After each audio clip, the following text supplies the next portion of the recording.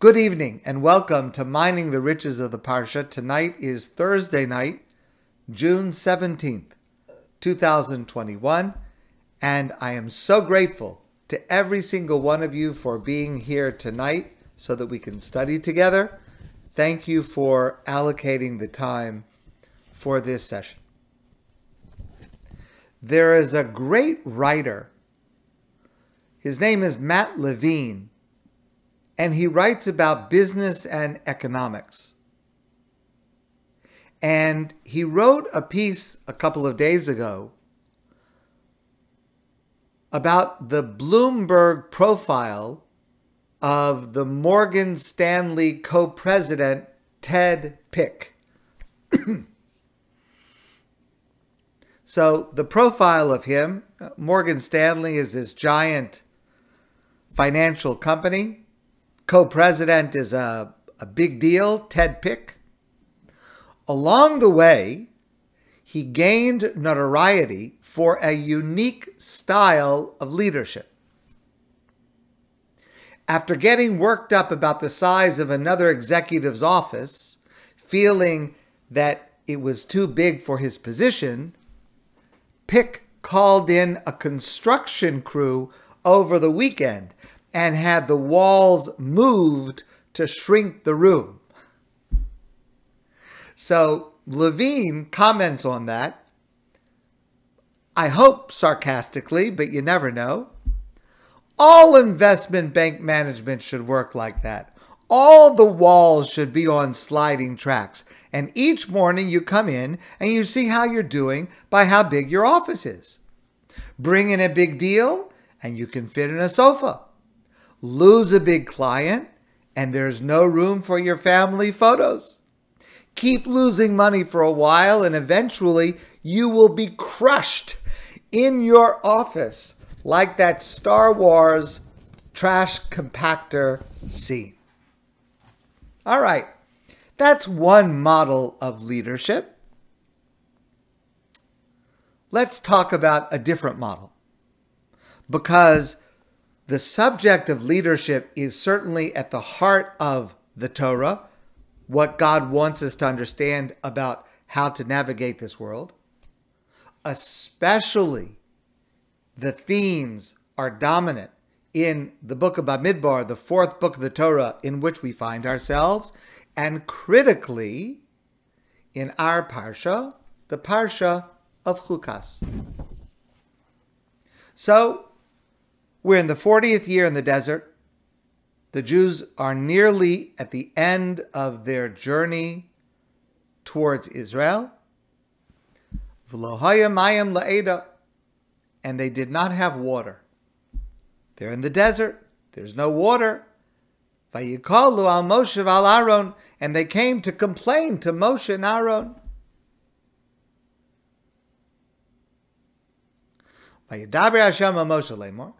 So God says to Moshe, Kach es hamata, take your staff and gather the people and speak to the rock, v'nosan meimav, and it will give forth its water, and you'll be able to give water to all the people.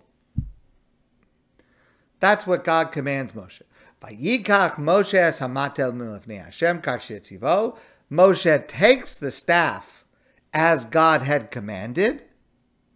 Vayikalu Moshe v'Aaron es hakahol el pnei hasela, and Moshe and Aaron gather the entire people around this rock. Vayomer lehem, and Moshe says to the people, Shimu na hamorim, listen you rebellious people. Hamin hasela hazeh notzi lachem mayim, I am going to bring water to you from this stone. And then Moshe raised his hand, Vayach es hasela b'mateu pamayim. He struck the stone with his staff twice. Vayetzu mayim rabim, and abundant water came out. Everyone had plenty to drink. Vayomer Hashem el Moshe ve'el Aaron. God says to Moshe and Aharon, Ya'an lohem mantem bilagdisheni. you did not have enough faith in me to sanctify me in the presence of the Jewish people. Lachein lo saviu es hakahol hazeh el haaretz asher etene lecha, and therefore you will not be the ones to bring this people into the land of Israel. Let's start with two questions.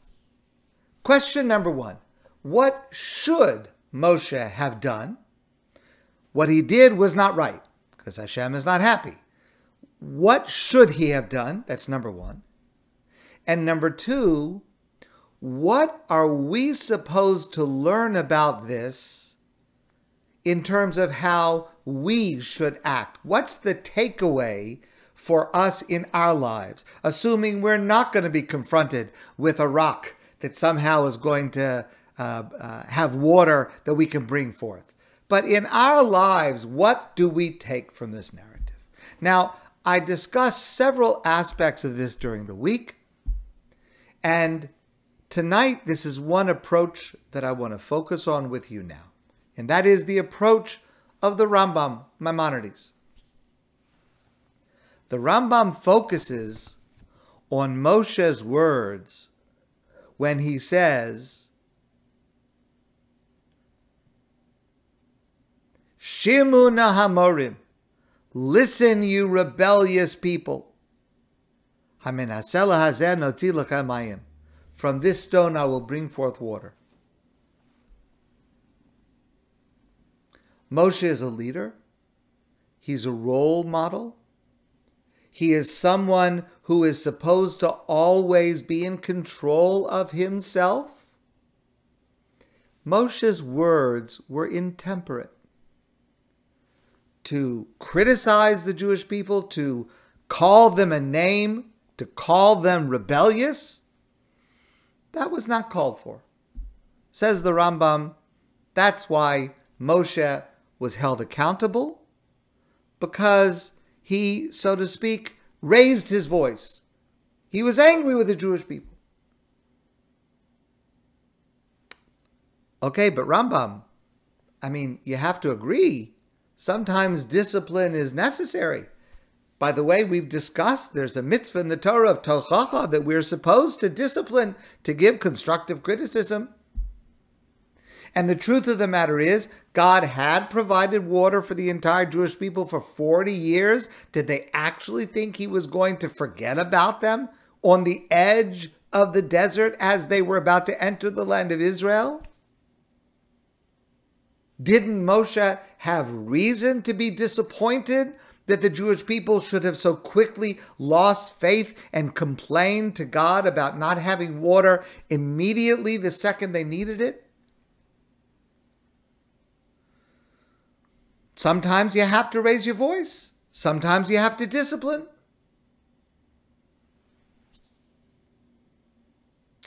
Please listen carefully to the approach of Rabbi Elazar Shach.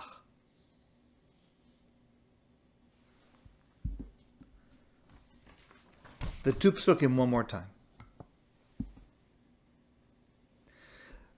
Moshe and Aaron gathered the people in front of the rock.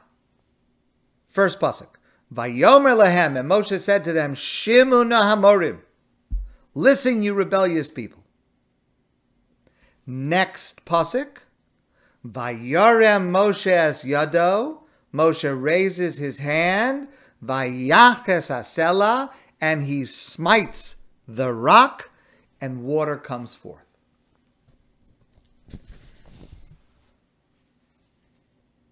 Says Rav Shach, Moshe was being held accountable for the order in which he spoke. Let me tell you a story.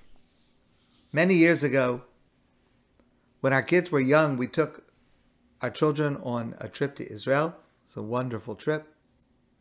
And for a few days of the trip, it was in the summer, for a few days of the trip, we engaged a tour guide, a wonderful, fantastic tour guide.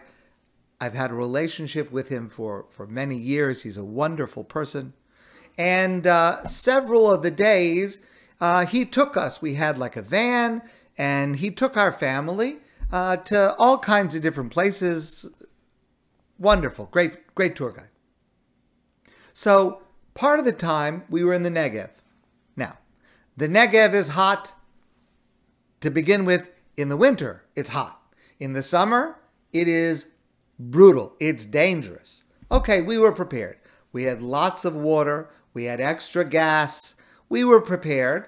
But still, it's hotter than you can ever imagine. I mean, pretend you're a turkey and it's time to serve turkey dinner. That's what you feel like. It's just, you're baked.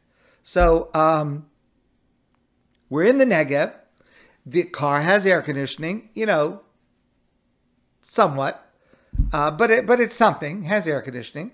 And so, and the distances in the Negev are kind of far from one place to another. So we get to this place. I have no idea where we are. Literally the middle of nowhere, literally. And so the guide says to us, oh, this is great. You're going to love this. He stops the car and he says, you're going to love this. It's very short, so don't worry. You won't have to be outside too long. We're just going to walk down this hill, and there's a spring at the bottom. You don't even have to carry water because we're just going to walk down, and there's a spring, and you'll be able to drink, and it's very beautiful, and then we'll come back up and we'll get in the car. Okay, so we start down. It's kind of a steep, not far, but it's kind of steep down. Marcy and I and our 4 kids. And we get to the bottom. It is kind of beautiful in a desert kind of a way. And we get to the bottom. And it's dry. And we look at him and say, where's the water? And he goes over to where I guess the water normally is, or might have been, or used to be, or something. And he said, it dried up. I don't know. There's no water. So at this point, our family, we were not in the best mood. I'll put it that way. Because our kids were thirsty. And the truth is, I was also thirsty. And it was the middle of the day. It was as hot as you can believe. And there's no water. So he says, well, we're going to have to walk back up to the van to get water. And our kids didn't want to go. I mean, obviously they couldn't have stayed but they didn't want to go. They were tired, they were hot, they were thirsty. And the children basically were about to mutiny. I mean, they were about to have a takeover. Had they had some kind of weapon, I don't think the tour guide would have made it out. They were really upset. They were crying. And of course, our youngest, who was, I don't remember the exact age, I do remember that I had to carry her up. And believe me, that was extremely physically difficult. And so I was not so happy with this tour guide at this moment also. You're going to take a group, a family, especially, let's just be honest for a moment, Americans from Connecticut, not used to that kind of hardship. At least you got to make sure you have water with you. I mean, you can't leave the water in the car. It doesn't do any good. So we're trudging up the hill. Some of the children are crying. The other children are yelling. My wife and I are pretty much upset, pretty ticked off. And we get back to the car, finally. We all have like 2-liter bottles of water that we're just downing greedily. And he says to us, that's what it's like to be in the desert without water. Now, my first response was, at that moment, I really could have strangled his neck. That is, you want to teach me a lesson. Okay, you want to teach me a lesson about what it's like to be in a desert. Let's do it, from a cafe in Yerushalayim, sitting down in the air conditioning, and you'll tell me about it. Okay. So I was about to wring his neck. The other thing is, he is a pretty smart fellow. To the best of my memory, from there, he took us all to the kosher McDonald's, and I think everyone had a great day, because we ended off with kosher McDonald's. But here's the thing. This is more than 25 years later. And I certainly remember that incident. And of course, there was a truck on top, and he was a tour guide, and there was water on top. So, I don't want to exaggerate. But when you're in the desert and you're thirsty, you can't just put that on hold. That's a serious matter. The people were thirsty, Moshe. They were legitimately thirsty. You took them into a desert. They're traveling around. It's hot and they're thirsty and there's no water. Says Rav Shach, Moshe, first give them water. Then you can admonish them. You should have trusted in God. He's always taken care of you. Why were you worried? But that comes after you've given them water. Moshe did it in the wrong order. That's the point. Moshe yelled at them, criticized them, Shimuna Morim, and then he hit the rock and got the water. Had he hit the rock first, and the water would have come out, and they would have had water to drink, and then he would have said to them, listen, my friends, that really was not the right thing. The impact would have been completely different because they would have known, they would have been assured of his love for them because he took care of them. He gave them the water. Moshe's mistake was not what he said, but the order in which he said it. He did not at that moment have sufficient empathy for what they were legitimately feeling. Had he expressed that, had he expressed his love for them, then he could have taken them to task for complaining, for disbelieving.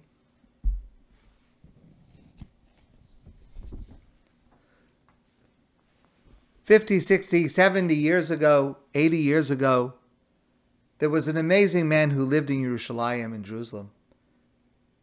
His name was Rabbi Aryeh Levine. He was a very holy and sensitive, pious man. I grew up hearing stories about Rabbi Aryeh Levine because my grandparents, my grandfather about whom I've told you, and my grandmother, they were disciples of his. They loved to hear him speak, and whenever they went to Israel, they would visit him. And so I grew up hearing stories about the great Rabbi Aryeh Levine.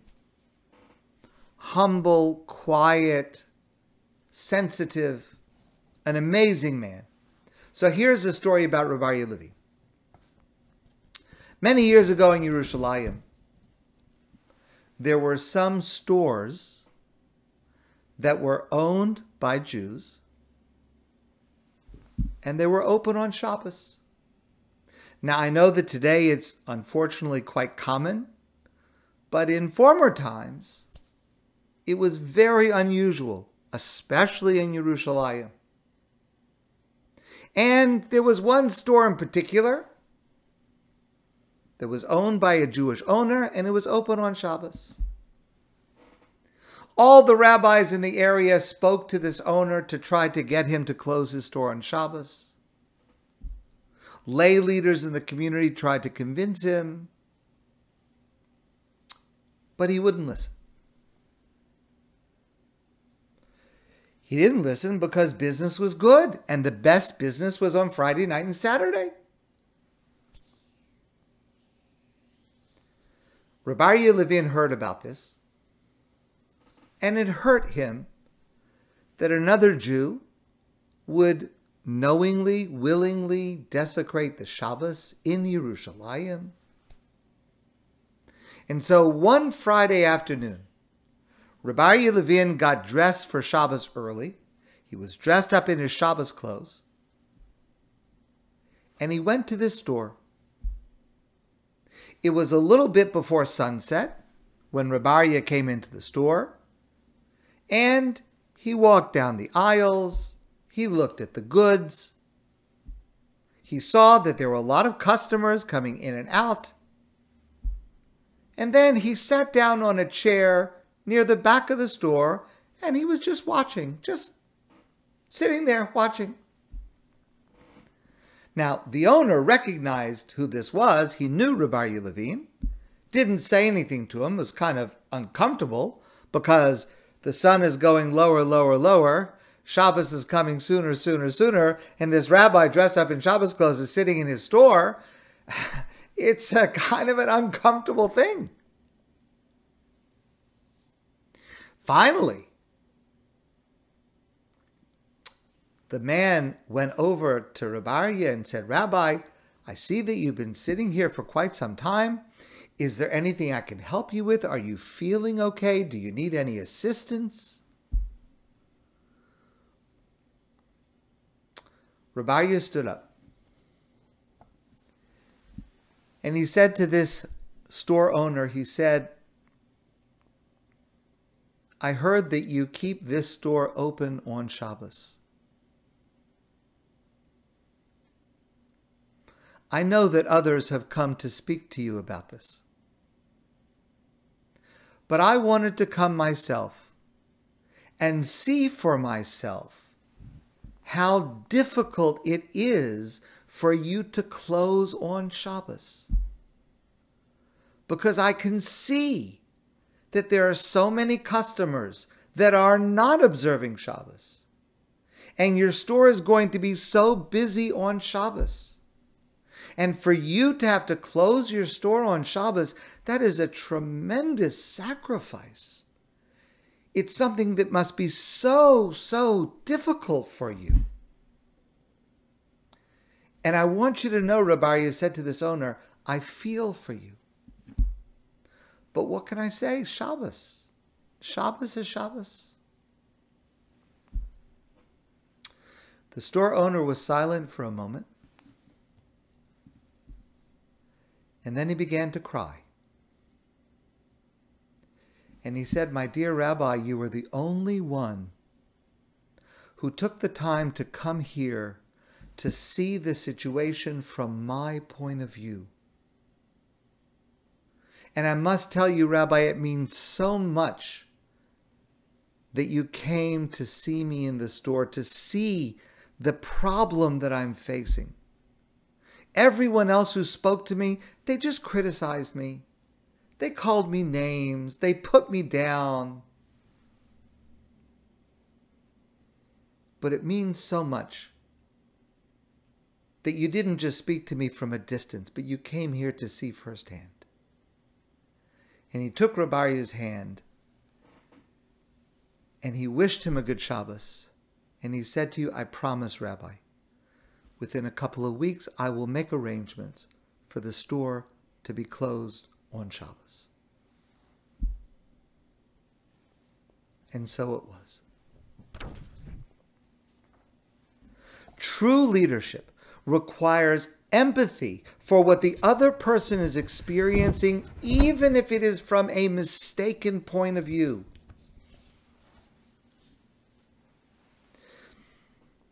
I attended Columbia University, and before my time there, one of the most famous professors was Margaret Mead, the famous anthropologist. So when I was there, I took courses in anthropology. I found it fascinating. And I studied with a student of Margaret Mead. So in addition to everything else, she would often tell us stories about the great, famous mentor and teacher, Margaret Mead. And she told us once the following story. She said she was in class, this is like years before when she was a student. She was in class with Professor Mead. And a student asked her, what she considered to be the first sign of a civilization. If you're studying an ancient civilization and you're going through it and you're trying to understand it, what is it that you would see that would tell you this is the first sign of civilization within a culture?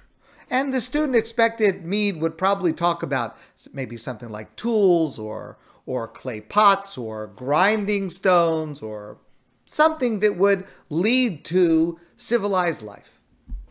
But that's not what Margaret Mead said. Margaret Mead said, the first sign of civilization in an ancient culture is when you find a femur, a thigh bone, that has been broken and healed. For the following reason. Within the animal kingdom, if you break your leg, you die. You can't run from danger. You can't get to the river for water. You can't hunt for food. You are simply meat for prowling beasts. No animal survives a broken leg long enough for the bone to heal. A broken femur that is healed is evidence that someone has taken time to stay with the one who fell. Someone has bound up that wound. Someone has carried the person, or even the animal, to safety and tended to them through recovery. Helping someone else through difficulty is where civilization starts, said Margaret Mead. And that is precisely where leadership starts. Sometimes you have to discipline. Sometimes you have to criticize. Hopefully it's constructively. But to be effective, it's got to be with love. It's got to be conveyed in the tone, how you make the other person feel when you say what you are going to say. And Rabbi Shach teaches us it also, the lesson coming from our Parsha, it is also conveyed in the order in which you convey the various components of your message. One person who did this exquisitely was Rabbi Moshe Feinstein. I heard this from a rabbi who was for a time the secretary of Rabbi Moshe Feinstein. When he would write letters, he would dictate them to this rabbi and he would write them out. So this man told a story about the letter writing of Rabbi Moshe Feinstein. And he said sometimes Rabbi Feinstein had to write a letter of criticism. Sometimes he had to write a letter to say to a person, what you're doing is not correct. He was the greatest halakhic authority, the greatest expert in Jewish law in his time. He had the responsibility of conveying this information. And if someone was doing something improper, if he felt it was his responsibility, he had to reach out. This man said that Rabbi Feinstein had a set format to such a letter, and it would always contain 3 paragraphs. The first paragraph would be a paragraph praising and building up the character of this person, how important that person is, how wonderful is the work that that person does. The second paragraph would contain the criticism that he needed to level. The third paragraph would again return to his praise and his uplifting and his admiration for the character of this person. It's the order that is so important.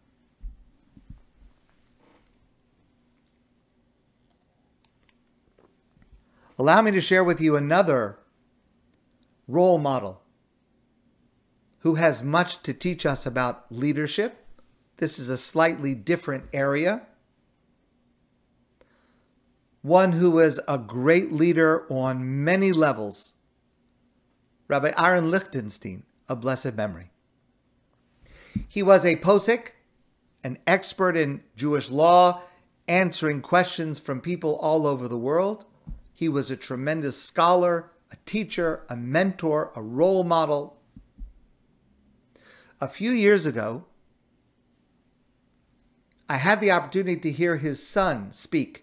His son is Rabbi Moshe Lichtenstein. And he was speaking about his father. And he said in this speech a few years ago, he said, my father, Rabbi Aaron Lichtenstein, my father has become a new posek, a new expert decider of Jewish law.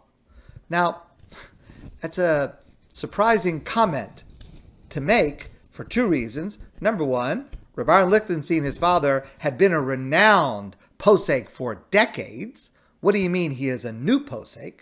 And second of all, Rav Moshe Lichtenstein was speaking about his father just a few weeks after his father passed away. He was no longer alive. So, what do you mean he's a new posek? I mean, how can you be a new halachic authority after you've passed away? And then he told us this story. And this story occurred 5 days earlier. There's a man who was a lawyer. This man, years ago, had studied in the yeshiva of Rabbi Aaron Lichtenstein. Years ago, no contact in many years. So this lawyer had a client who came to see him. And the client wanted the lawyer to do something that would have cut corners a little bit, that would have resulted in a gigantic tax savings. It was a bit of a gray area legally. It was a tremendously large amount of money that was at stake, and the client was pressing the lawyer to agree to this scheme because, of course, it was in his best interest. He would have been able to, I don't know if it was make or to save a gigantic amount of money. And the lawyer was about to agree, but he said, wait just a moment. Please excuse me for a moment. And the lawyer went into another room, quiet room, and he asked himself the following question. What would Rabbi Aaron Lichtenstein say about this question? This is after he had died. What would Rabbi Aaron say about what this fellow wants to do? And as soon as he asked himself that question, he knew what the answer would be. And so he came back into the room with his client, and he refused to go along with the scheme that his client wanted. Rav Moshe Lichtenstein explained to us the significance of this story is that leadership is not just what you say or do. It's also what you stand for. What people see in their mind's eye when they consider what you would have done in a certain situation. And that's why he said he is a new posek. Before he was a posek who gave answers. Now he's a new kind of a posek simply in the image that people have of him in their minds. And when they think of what he would have done, they come up with the right answer. I think that's a great story. And I think it's a fitting tribute to one of the most remarkable Torah leaders of our generation, Rabbi Aaron Lichtenstein. But I also think it's a great question to ask yourself and for me to ask myself. If someone was in a dilemma maybe someone you know, maybe someone you don't know. And they took a moment to think, what would he say? What would you say? What would they conclude? What would be the answer that would come to them? And if you're not satisfied with what you think they would do if they were looking at you in their mind's eye trying to decide what to do, if you're not satisfied with what you think they would come up with, what can you do to change that? It's something to think about. It's something to think about perhaps specifically on this Shabbos that highlights leadership so much. Okay, allow me to share one last piece. So, Israel has a new Prime Minister Naftali Bennett. I invite you, by the way, to join us this Wednesday at noon on Zoom for a session with the amazing Professor Chaba Nikolny. He will address the topic, who is Naftali Bennett? It's a free session on Zoom. Come to the Adath website. You'll see the links, register, and join us. It will be a great session. But I can give you one answer right now. Who is Naftali Bennett? Someone about whom the Haredi politicians are hysterically angry with. And if you're following the politics, you will know they are furious for a number of reasons.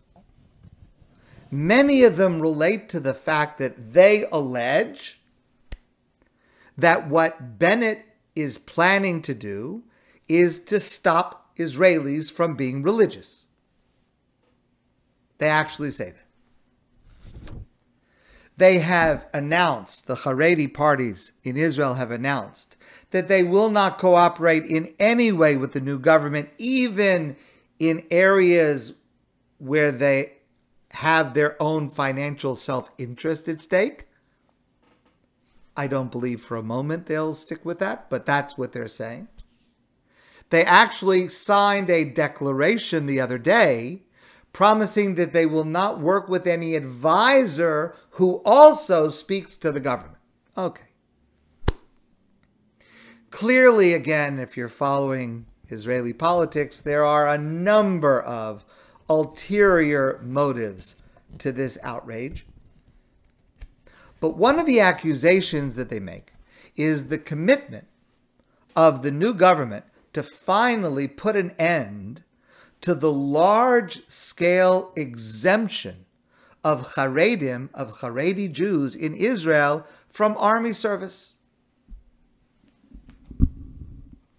So, as this will again be a widely discussed, highly contentious controversy, allow me to briefly review my approach, which is the approach of religious Zionists, the Dati Le'umi world, which I am so proud to be a part of. In this Parsha, Chukat, near the end of the Parsha, it takes place, as I mentioned before, near the end of the 40 years in the desert.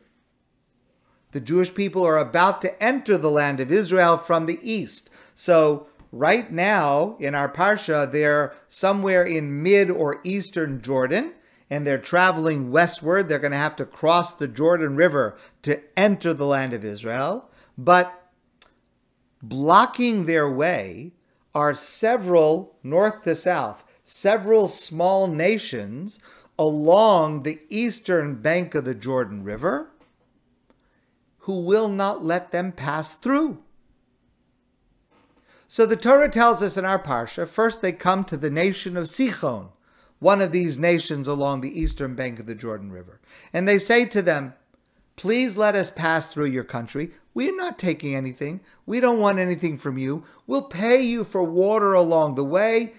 We just want to get to the other side, because if you don't let us through, we have to make a very long detour, and we've been walking for 40 years. We're a little bit tired, so just let us go straight through. We're not going to bother anything. Let us go straight through. The people of Sichon say no. And they bring an army to defend their border. God commands Moshe to raise an army, and there is a battle. And the Jewish army is victorious, and the Jewish people take part of the land of Sichon, and they conquer it, and it becomes part of Israel. Then the same thing happens with another nearby small country, Amori, and the same thing happens. Can we pass through? We'll pay you, don't worry. They say no. There's a battle, and the Jewish people conquer part of this country, Amori. So that actually enlarged the border of Israel to include land on the eastern bank of the Jordan River, and that was part of the land of Israel for about 600 years. Now, in wars like that, there were exemptions. Not every available person served in the army. There were certain exemptions from military service. Those exemptions are actually discussed later in the Torah. But in discussing those exemptions, the Talmud makes a critical point. The Talmud says as follows: B'ameh dvarim amurim, when does the Torah say that there are exemptions from military service? B'milchemes reshus, for a war that is considered a voluntary war, meaning the king or the leader decides to go to war to enlarge the borders for some other national need. That's called milchemes reshus, a volitional war. So there are exemptions. Not everyone goes. Aval, however, says the Talmud, b'milchemes mitzvah, when the going to war is a mitzvah, it is obligatory. Hakol yotzin, everyone goes. Afilu chasan v'kala, even the chasan and the kala, the groom and the bride from their chuppah, everyone goes, no exemptions. That's the Talmud. What is milchemes mitzvah? What category of war is it where there are no exemptions? So the Rambam Maimonides lists several categories, but the one that is important for us is, the Rambam writes, Ezras Yisrael miyad tsar shaba alehem, to protect or defend Jews from enemies who are coming against us. That is called milchemes mitzvah, and it is for that type of war. There are no exemptions. Everyone serves. And by the way, keep in mind the words of the Talmud. Everyone serves, male and female. And on that point, the Ramah, Rabbi Moshe Islis, writing in the 1500s, adds, even a preemptive attack is called milchemes mitzvah. That is, you don't have to wait until, God forbid, you are already being attacked. If you're doing it to protect and defend a population, even if it is preemptive, that is permitted. That's called milchemes mitzvah, and there are no exemptions for that. There is no question, certainly since the founding of the State of Israel, until today, and Nebuch for the foreseeable future, service in the Israel Defense Force and the security forces is milchemes mitzvah. It is necessary to protect and defend the citizens of the State of Israel. And therefore, since we unfortunately find ourselves in this situation and will for the foreseeable future, the need to train, to prepare to be able to protect and defend militarily, is obviously included in the mitzvah. The idea, as many in the Haredi world in Israel claim, the idea that because they are studying Torah full time, that they as a group should be exempted from military service. First, keep in mind, the number of individuals with this exemption numbers over 60,000. That's 60,000. It is approximately 15% of eligible soldiers in Israel. That idea, well, I'm going to devote myself to full-time Torah study and therefore I should be exempted from having to fulfill my obligation of military service, that is simply not supported by Jewish law. There have been many efforts over the years to reform this. So far, all of them have failed. And they have failed due to the peculiarity of Israel's parliamentary system, which gives exaggerated power to certain small parties, political parties. So it has not happened. And it is far from certain that it will happen now. But apparently there is enough of a possibility of it happening that the Haredi political parties are beside themselves with this government. But here's the point. Learning Torah is crucial for every single individual. It's necessary for the Jewish people. It's necessary for the state of Israel. And the state of Israel needs, again to quote the words of Rabbi Aaron Lichtenstein, not only security, but spirituality. And ultimately, the former for the sake of the latter. That's true.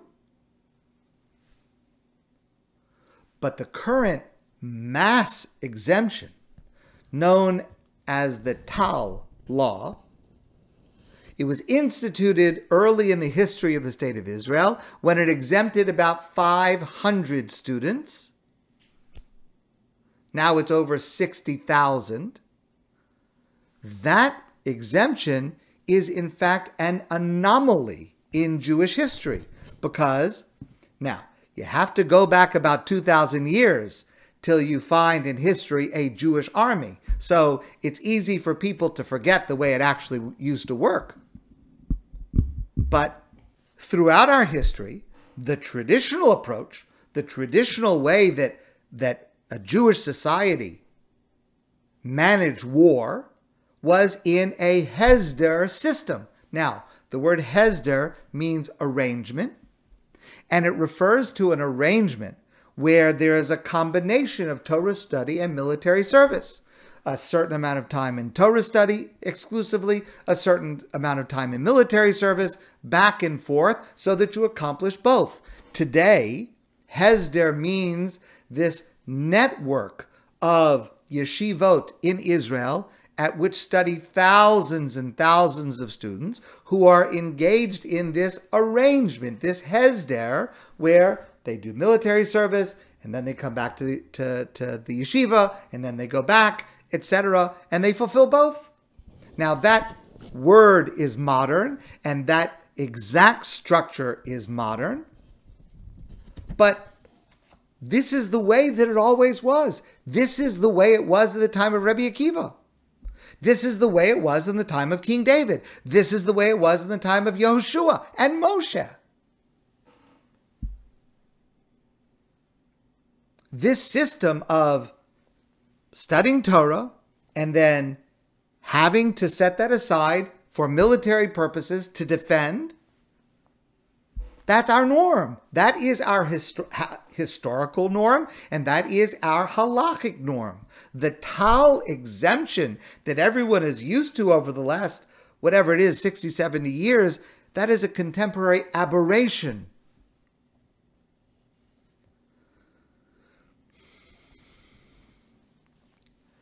Maybe we would like for this not to be so. Maybe we would like for it to be that there are some who devote themselves to physical pursuits, military, and there are others that devote themselves exclusively to spiritual pursuits and scholarly pursuits. We actually find this wish expressed in the Talmud Yerushalmi, the Jerusalem Talmud. Rabbi Shimon Bar Yochai Omar, the famous Rashbi, Rabbi Shimon Bar Yochai said, Ilu havina koyem al Turei de Sinai. If I would have been at Mount Sinai, B'shaita de Osvinas Torah liYisrael, at the time that God gave the Torah to the Jewish people, Havinim Hizboi Kami Rachmana, I would have asked God, Diaspori Labarnosha Trin Pumin, please God, I request that you give to every single human being 2 mouths. Two mouths. Chad tahavile deraisa, one to use for speaking holy words. V'chad ta'avile kol tzorchea, and the other to use for mundane matters, for everyday matters. One mouth should be reserved only for holiness, and the other mouth only reserved for mundane matters. It is understandable, even laudable, that there are groups of Jewish people who want to be freed from mundane obligations to devote themselves exclusively to Torah and study and spirituality. But God did not agree to that. God did not structure our society like that. That is not what God wanted. Every single one of us must study Torah and engage in the necessities of life. And this is a necessity. The IDF reports that today it needs more soldiers than it has, and that need will grow in the coming years. It is true that serving in Tzahal, serving in the IDF, is challenging for a religious person. There are matters of Jewish law that are hard to observe. There are issues of modesty in places where men and women are serving together. There are questions and challenges to a person's character, being exposed to the savagery of war, the brutality of war, the dulling of the sensitivity to morality and spirituality. There are challenges. The Ramban, Nachmanides, writes, that's why there is a mitzvah later in the Torah. The Torah says, Ki seitzei machaneh alayvecha, when you shall go to war against your enemy, v'nishmarta mikol davara, you shall guard yourself against any evil thing. Because there are pitfalls, there are problems with going to war. So you need to guard yourself, you need to protect yourself, you need to put in the effort to make sure that you can overcome those problems that would be threats to your spirituality and to your religiosity. You have to find ways to overcome it.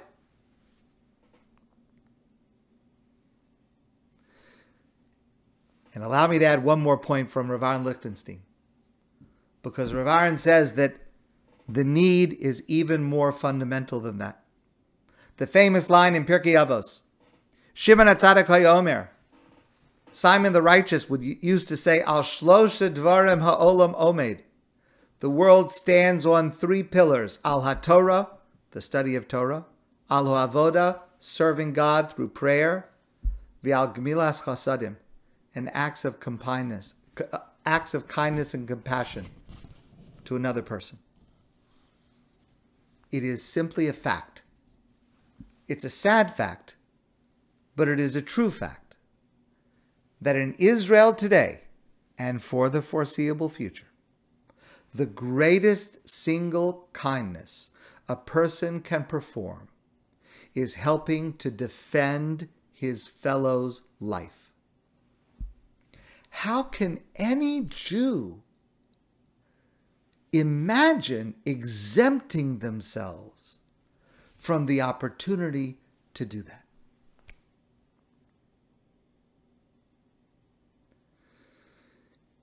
And it causes Chilul Hashem. It causes a desecration of God's name. I mentioned to you the last serious effort to try to do away with this. It was a committee that was known as the Plesner Committee, named after the member of Knesset Yochanan Plesner. The full name of the committee that tried to get away with this mass exemption but did not succeed at that time, the full name is telling: the Plesner Committee for Promoting Service and Equalizing the Burden. Because here's the ultimate point. Charedim claim that the study of Torah protects Israel as much as, if not more than, the Israel Defense Force. Now, I believe that there is truth in that, and that there should always be some limited number of deserving individuals whose excellence and diligence in Torah study exempts them from military service. Maybe 1 or 2 or 3,000, I don't know the number, but certainly not 60,000 and growing. Because here's the point. While there are 60,000 learning Torah in safety, where the worst danger is the possibility of a paper cut, the rest of the country is risking and losing their lives. Men and women, husbands and wives, parents and children and siblings, losing their lives at a higher rate because the burden is not being shared equally or fairly. And it has created a tremendous Chilul Hashem, a desecration of God's name, a deep divide in Israeli society. And the vituperative animosity that this causes only increases. Now, I want to be very honest, and let's be clear. The exemptions have continued and grown over the years because it was in the interest of the mainstream political leaders, secular political leaders. It was in their interest to maintain it in order to keep power for themselves. That's how coalition politics works. I hope that politicians will hold to their promise this time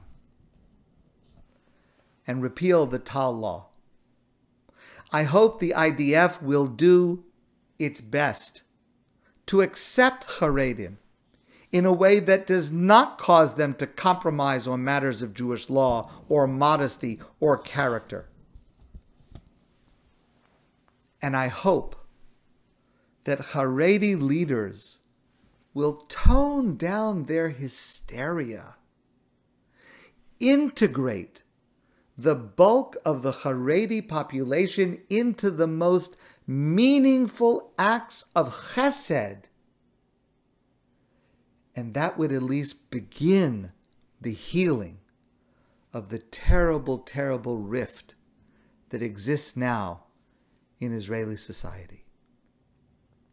It's the right thing to do according to morality and fairness, according to Jewish law, according to Jewish history. It's time.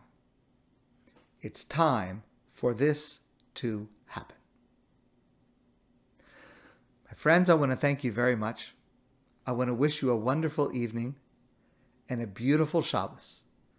And I look forward to seeing all of you soon in person.